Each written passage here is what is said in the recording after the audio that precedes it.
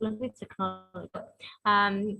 When you get these questions from students, there you are, you've got the video, it explains a lot of things. So let's go with the definition of science communication. We get to hear this word a lot, but what is it? Yes, really, really quickly and clearly, it is an umbrella term, of course, and it's anything that's related to sharing science with others. Usually not our colleagues, but people from different disciplines. The traditional methods for communicating science was PowerPoint presentations like myself right now, talking and talking and talking. We got lectures, we even got some poster sessions, especially in conferences. That was it. But then again, it was very difficult for people who were not into our discipline to understand what we wanted to say. Now, and that's a very, very good point, we're seeing great examples, including videos. We've got these so-called podcasts. We get to hear them a lot. They're really, really popular nowadays. We've got stories, we've got images. Even an image can tell a story. And this is really, really important. We're going to discuss it later on. And we've got the project, of course. Perfect. All right.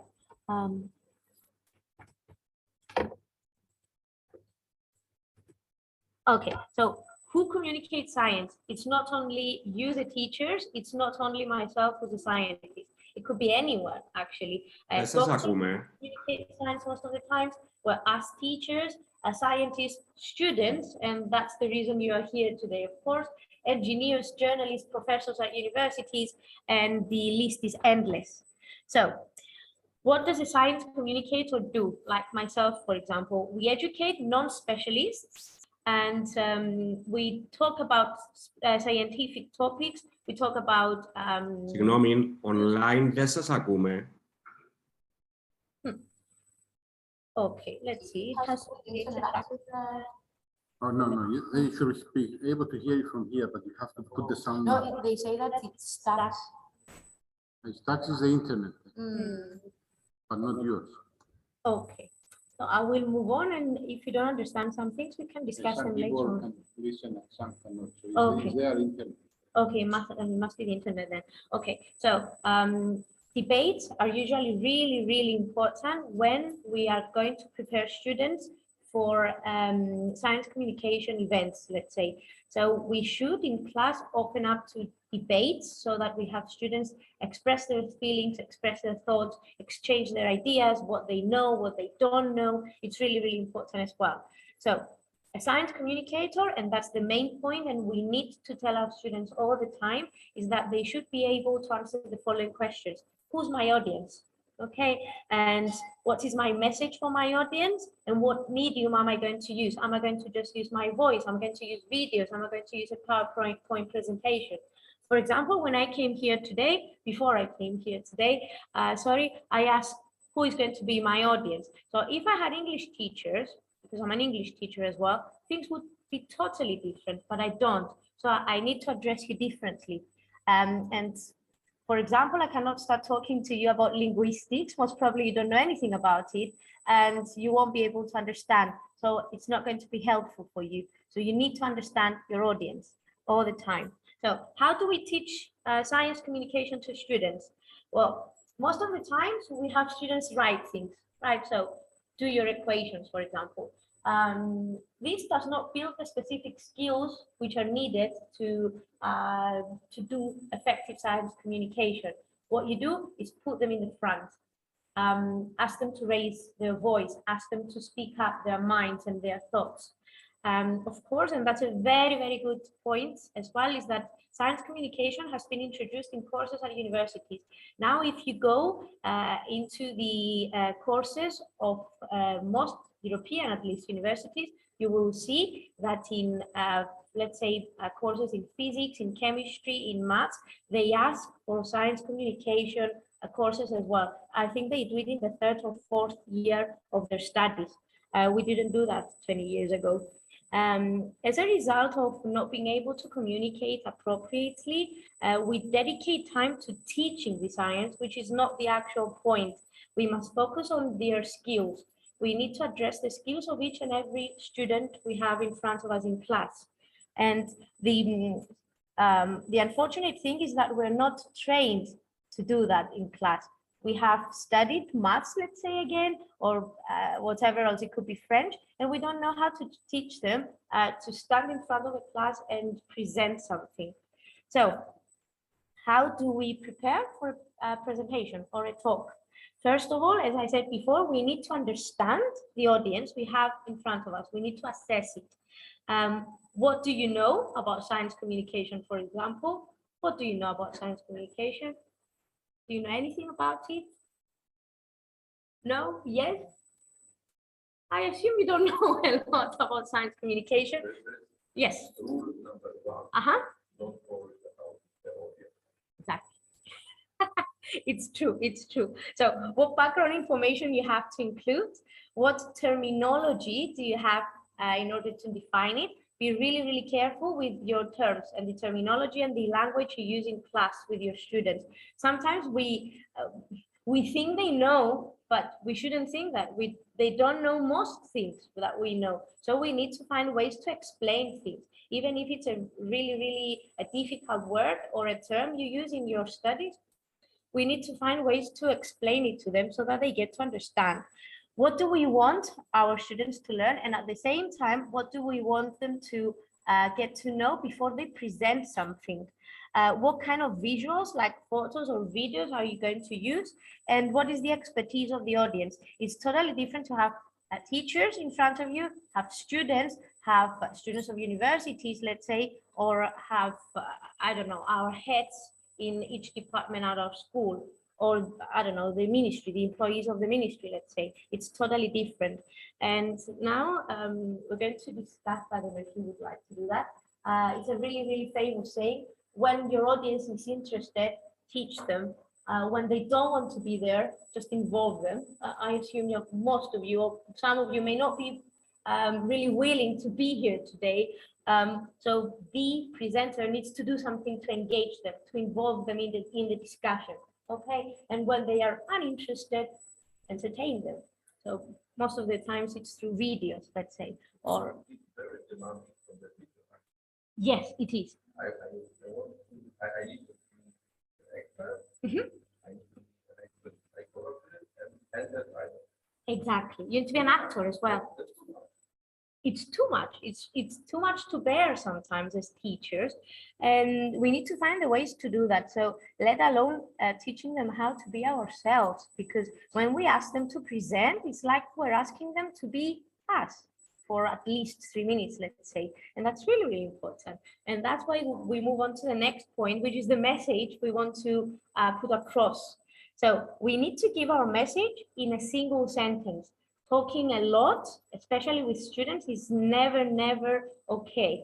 They get tired, they get bored, and they don't want to continue. And most of the times they're uninterested. So we need to select, we need to synthesize, we need to simplify the way we speak, we need to simplify the exercises we give them, and that's the way that they're going to do the same later on. So they're like copying us all the time. That's really important, because we are their models. Every time we get into the class, we are their models. So repetition, and that's something we're going to do throughout this whole session. You need to repeat things all the time in class. Even if this is just one word, you need to repeat it again and again so that they get to understand. And not only understand, but remember what you actually said. We need to identify the main points or questions we would like to address, and develop some answers and explain the approach. Most of the times, the reason we want to know what our audience is and who our audience is because we want to prepare some questions that we may be asked, so that we are prepared to give the correct answers. Okay. We also need to think about the time of the presentation. For example, Mr. Makridis told me today that we have something like an hour. When I go to prepare my presentation, if I said an hour, it would take us something like 1 hour and 20 minutes. No, you need to do that. When you practice at home, you need to do it in less time, so that you know you're okay with your timing. You need to be timely, and you need to know the place where your presentation is going to take place. It's different to know that you're going to be in a small class or a whole theater, let's say. Okay, so these are some of the communication events we prepare our students for. I don't know if you want to add anything else, what you do in your countries, in your local areas. I think these are the most popular ones.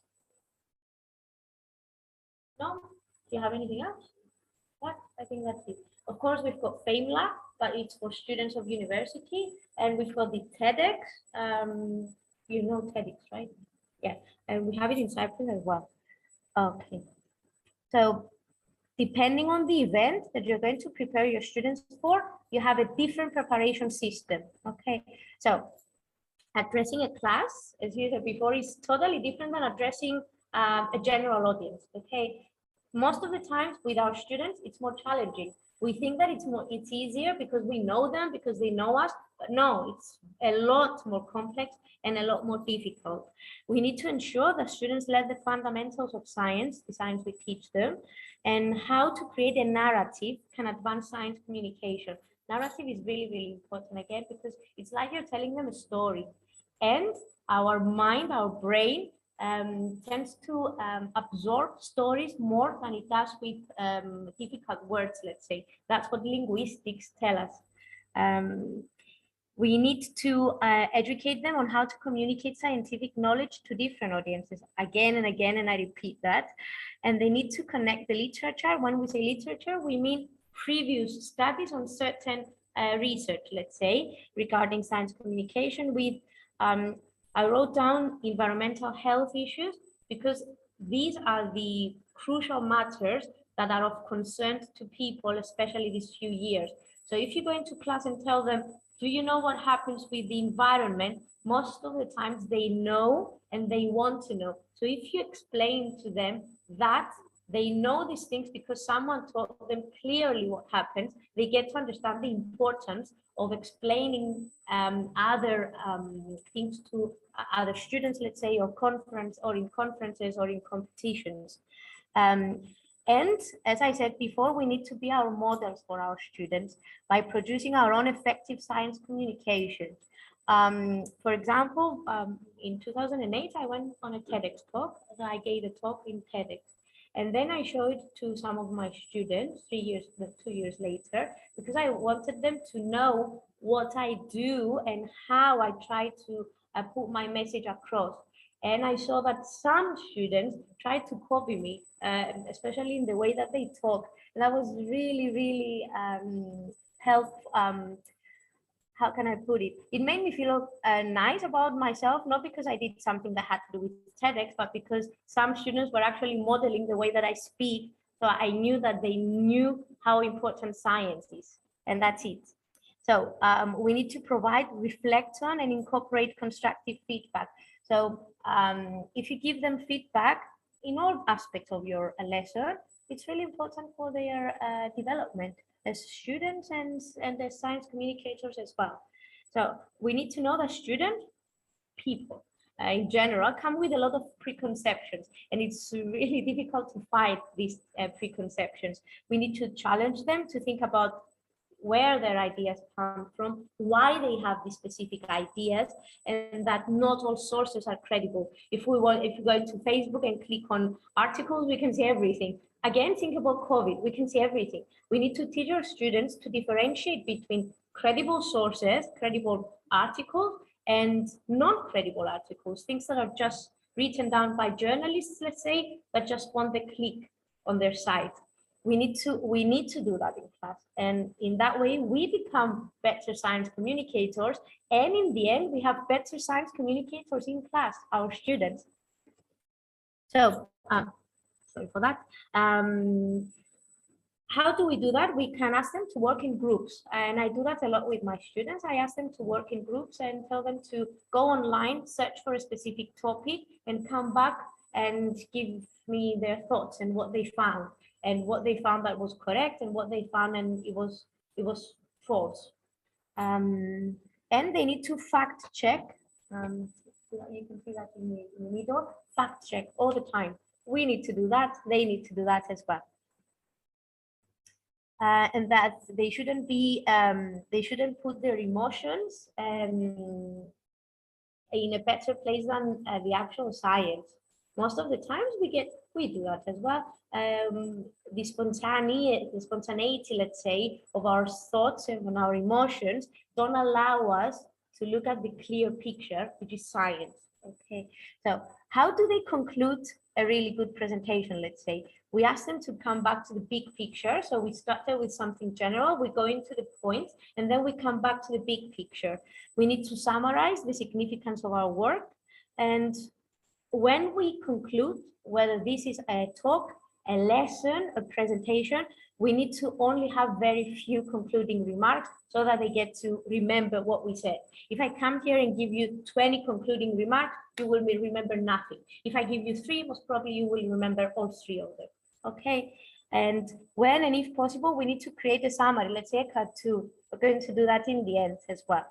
Okay. Our final words need to be really strong, and we need to finish our presentation strongly. Let's say we need to talk about the future. We all like the future. We all want to know what the future holds for us. So if you finish your presentation or even your lesson with a message that has to do with the future, you attract attention right at that moment. Okay, so practice. We practice, we tell our students to practice all the time. They need to do that all the time. So practice needs to be tailored to specific educational contexts. A specific student has specific ways to practice. Another student has different ways to practice as well. Some like to learn things by heart. They like to say things and learn them and come to you and say that. Some don't. Some just want to come in spontaneous ways and tell you what they have in mind, let's say. But when we practice, especially at home, we need to stand up most of the times and say our words out loud. Okay, if you do that, you get to understand your mistakes as well.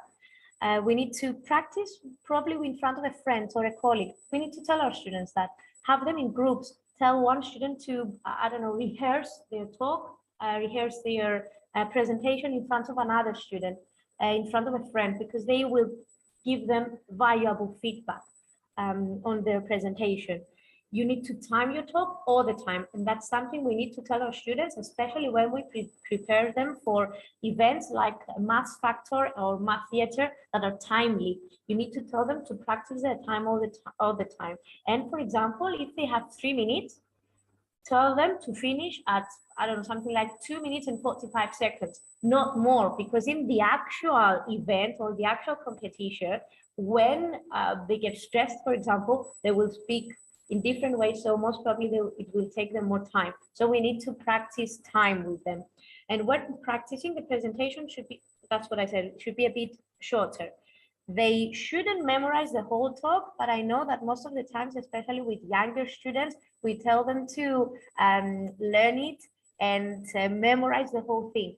But when they do that, most of the times they don't even understand what they're saying. And I think most of us, have you ever been to competitions like Math Factor and Science Factor? Yeah, I think you have. So don't you find it that some students, although they're really, really good, you can tell that they don't understand what they're talking about. And a month later, if you ask them about the topic, probably the topic they want, they don't know anything about it. But that's not the point of science communication. It's not about winning only. It's not about presenting ourselves to audiences and having, I don't know, people telling us congratulations. It's about learning and learning the process and learning what science is about and stuff like that. So make sure that when you prepare your students for events, they know what they're talking about. How do we make sure they do that? Ask them to make their research as well. Don't just write the whole script for them and give it to them. I have done that as well when I was younger. Of course, I wanted to win because it was really important for my school. So I got to write the whole scripts. I gave them to students who were really, really good in acting. There we go. We got winning of competition. That was not the point because they didn't get to learn anything. So keep that in mind. So how do we help? I'm not going to pay a lot of attention to that. We can discuss it later on. We have some methods we use in linguistics most of the times, in language teaching, that's what I mean.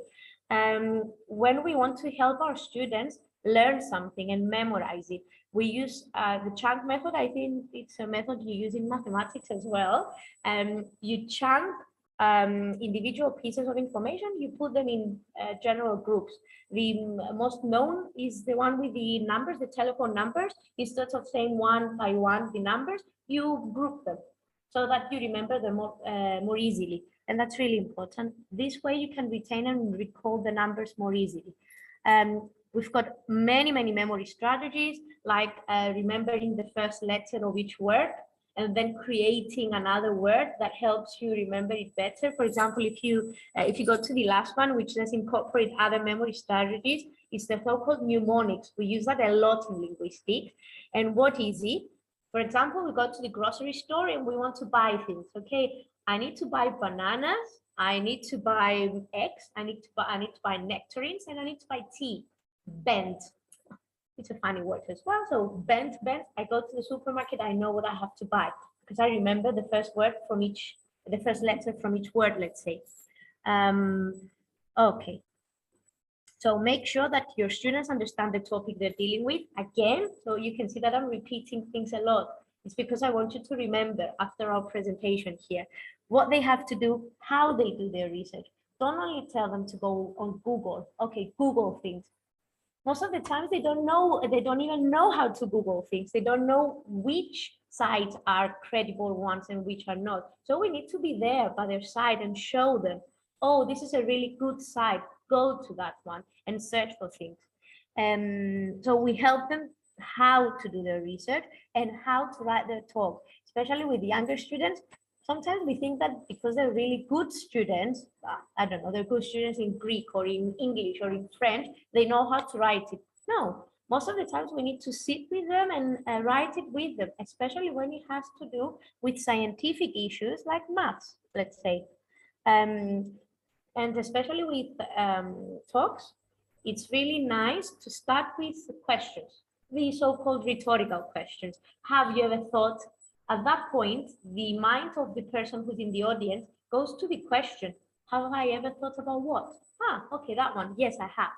Okay. Do you ever wonder and stuff like that? And sometimes it's really nice, especially in the science communication area, to ask the 3 questions we're going to answer. Okay. So some really quick tips on, because I can see we don't have much time, some really quick tips. We need to pay attention to our posture as well. Okay, let's say they got to understand everything, they have their research done, they learned their words, and now we have to put them in front of the audience and speak. We need to tell them about posture. So it's really different to just sit on a chair. So if I sit on a chair here, most probably you won't be able to sit. I may have problems as well. So if I sit here, it's different than being standing in front of you. It's nice to use our hands as well, not too much. We need to be simple in how we speak, but not too simplistic. Now I could have given you a lot of jargon words and words that we use, terminology that we use in linguistics, but you wouldn't understand anything. So why do that? And what we say in science communication is keys. Keep it short and simple. Always keep it short and simple. That's keys. We don't use complex vocabulary unless this is the word we want them to learn. And we give, again, the big picture in the beginning. Okay. Now, let's go with some do's. Okay, we need to choose our topic carefully. Again, the posture and our gestures, we need to look at the audience all the time. We don't just pay attention to one person. It's offensive for the other people in the audience as well. We need to be enthusiastic. We need to be positive. I'm sure you know these things. We need to be timely because people get tired. For example, you came here and you knew that 6:20, we have this presentation till 20 to 7, if I'm not mistaken. Well, if I keep talking till 7 o'clock, you get tired. You won't even be listening to what I'm going to say. So if you see that time is running, you stop it. You try to gather things up, you put your conclusion and you stop. First of all, it's offensive to your audience and it's offensive to the people that are going to talk after you. So you need to be timely and you need to be, again, understandable and memorable. And we don't read out a talk. For example, if I came here with my papers and started reading, you wouldn't get anything, and that's a problem. We shouldn't move back and forth. I know we had some problems in the beginning with the videos. they were distracting. You must admit that they were distracting for me as a presenter. They were distracting for you as well. Trying to find the videos and the slides and going forth and going, it's a problem, and we should avoid that, especially when we have students, because students need to know that you are credible at all times. So if you show them that you got anxious because there was a problem in the presentation, if you show them that you don't know how things work, you lost them. And we don't want that. And this happens in our classes a lot, especially when we have technology. We shouldn't use a lot of details or personal examples. If I came here and started, I work in this school for so many years, and this happens and that happens, you would get bored of me. Why should someone know so many personal details about the presenter? Okay, we shouldn't overuse laser pointers, and that's something they tell us all the time in science communication. We should avoid rings and earrings because we might be doing that, or pointers, we might be playing even with that. So if I have a presenter who does that all the time, it's distracting, and it's not okay to do that in front of your audience. We should avoid using too many visuals. For example, let's watch this video, then let's see this picture, this video, this picture. It's all over the place, and we shouldn't do that. And something that I saw yesterday and I liked it, don't talk nerdy to them, okay? So-called talk dirty. Yes, you shouldn't talk nerdy to them, because you show them that you're distanced from them and that you know so much more that they will never reach you. We don't want students to feel like that. We want them to feel as if we're close to them.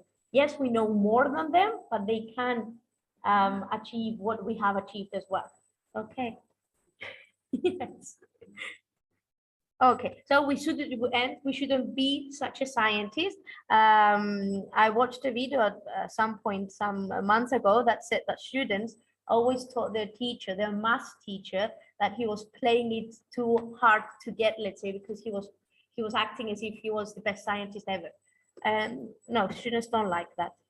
Now we're going to watch a really, really quick video of a science communicator here in Cyprus, and we are going to watch the first minute of her talk so that we can see how she uses all of her voice, her posture, her face to discuss her topic.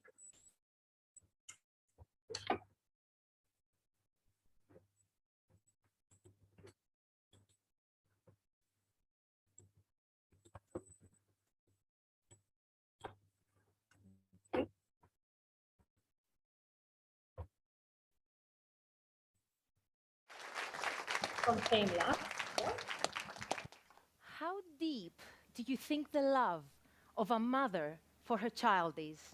You see, we all have something in common. Once we were all embryos living peacefully inside our mother's belly in an excellent bed and breakfast environment without any distractions until our birth. But for scientists, this peaceful life inside our mother's belly has been one of the most fascinating mysteries in biology. This might sound strange, but surviving all 9 months inside a mother's body should theoretically be impossible. And in fact, in biology textbooks, this is called the pregnancy paradox. You see, this is because mothers, like all humans, are naturally designed to fight off anything foreign that enters the body, bacteria, viruses, even organ transplants. And this is due to a complex but elegant protection mechanism we all have called the immune system. Now, your immune system knows... Okay, so I think you get the picture. She talks about the process in which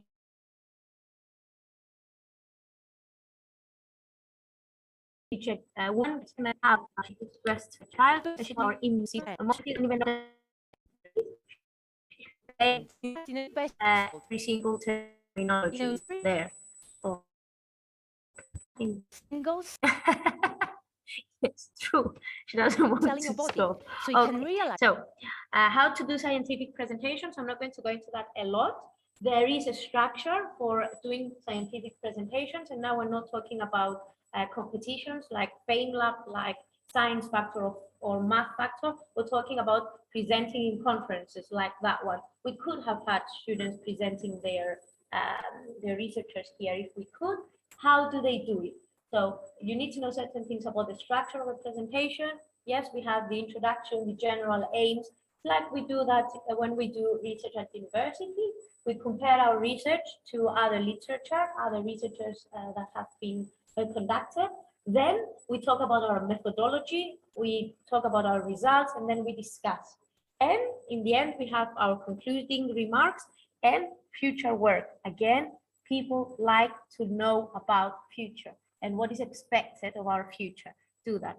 And the use of props. It's nice to use props in your presentations, but not too much. In some competitions, they tell you you can use 1 to 3, I think, and that's more than okay. In PowerPoint presentations, there are some things that you need to pay attention to, like not using whole texts. For example, at some point we can see slides, like PowerPoint slides, that have 200 words, and you change the slides in a matter of a minute.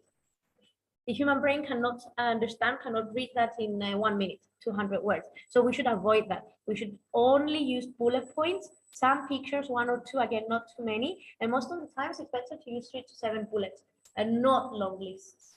And not full sentences. I'm going to give you an example.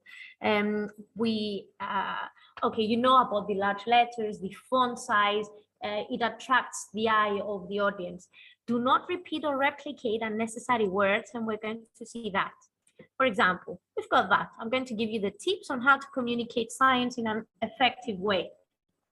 First of all, the title is really big, right? You want some time to read it. And then I gave you something like 9 or 10 bullet points. And you see that I wrote down try, to be, to be, to be, to be, to speak. It's really, really tiring. So no, we don't do that. We do that. So I actually said the exact same thing I said in the previous slide. 3 bullet points there, try to be, and you have the point. Tack, tack, tack. So the people in the audience can see it really, really quickly. Don't forget to, we should do that in our presentations. Don't, do. People like that. So don't speak slowly. Okay, don't forget, sorry, to speak slowly, but not too slowly. Look at the audience, animate your voice using complex vocabulary. So you know that now. You know that you don't use difficult vocabulary with your students, because it was really easy to see it in the PowerPoint presentation. And visualizing science is really important, especially for you maths scientists and physics scientists. And I'm going to show you now why. Yes, we need to include graphs, we need to include tables, we need to include maps, we need to include diagrams, but the way we do it is the actual thing of the whole presentation. For example, I'm not a maths teacher, I don't know anything about maths. If I look at that in a presentation, I understand nothing. So you need to make it clearer. Again, you need to think of your audience. If your audience is maths teachers, perfect. If your audience is students, they understand nothing. So if you actually ask your students to do that in their presentations, and we have that in competitions, in which students come, they give us these diagrams, they don't understand anything, and they make us believe they do, but they don't. So we should have. Exactly. So tell them what. It's true. It's true. That was a very nice point, actually. If you explain to them what the actual figure shows, yes, make it bigger.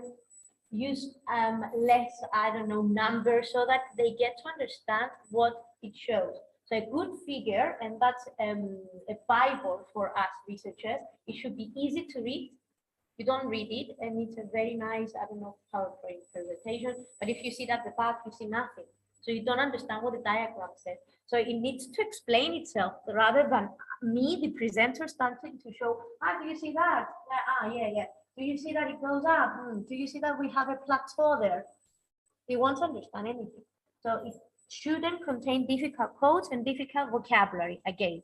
So again, since I said vocabulary and we're moving on to the end, the language of science communication is a key point in science communication, because the language we use is the way we speak our science. So it's very different to familiar everyday language. So in presentations or in talks, we don't use everyday language. Gonna, wanna, I'm just using words from English. We don't do that. At the same point, I'm not going to use a word like juxtaposition or jeopardize. No, students don't understand that, even if they're really good speakers of English. So use simple language. We cannot assume, again, that a student or students know a term because we taught them last time. We need to repeat things all the time. And children need to understand and practice using new vocabulary. How do we do that? It's like teaching them a foreign language. So that's how English or French mingles with maths here, and conversate with them, ask them so that they get to answer. If you ask them to do an equation, ask them to say what they did in the equation. It helps them a lot. And that's very, very important. Don't just ask them to come to the board and write the equation. Tell them to say it. It's better for them. So what they are actually doing is communicating science. Okay, and all right, so we do have problems with communicating science. Most of the times we don't know how to assess it. Even if you go to competitions, you can see people in the people that are the judges, they don't even know how to assess students. And most of the times they go with who they liked more, who was the most enthusiastic one, who said the better word. No, it's very, very difficult to assess science communication, and academia has not found a way to assess science communication yet. It's something that we are researching, to be honest. So how do we know that a project was a good project or not? How do we know it was a successful project or not? How do we know they communicated it correctly? So how do we assess it? We can ask small groups of students to tell each other to talk about their talk, their presentation, so that they get feedback from them. If they get really good feedback, most of the times we know that it was a good presentation because they understood things. Or ask them 2 or 3 basic questions at the end of each presentation. It will help them. And we can actually talk to science communication experts. We do have some in Cyprus. We can call them, tell them to come to our lesson and ask them to assess the projects or the talks of our students. At the Cyprus University of Technology, they do that. They actually have 2 courses of science communication in political, I'm not sure, electrical engineering, political, and something like that. They do have 2 science communication courses, and sometimes they ask us to go and listen to the projects of students, listen to their presentations, and mark them. And we do that, although we know nothing about engineering. And that's it. So an effective presentation has everything that's there. This is my conclusion. Okay, so plenty of time to practice, practice, practice, practice. The 3 P's, as we say, they need to be short and simple, as we said. We need to talk about the process and not the results. We don't care about winning only. It's the process they follow to reach the knowledge of science. So that's it, basically. And as I said in the beginning, cartoons are sometimes very, very helpful, amongst other things.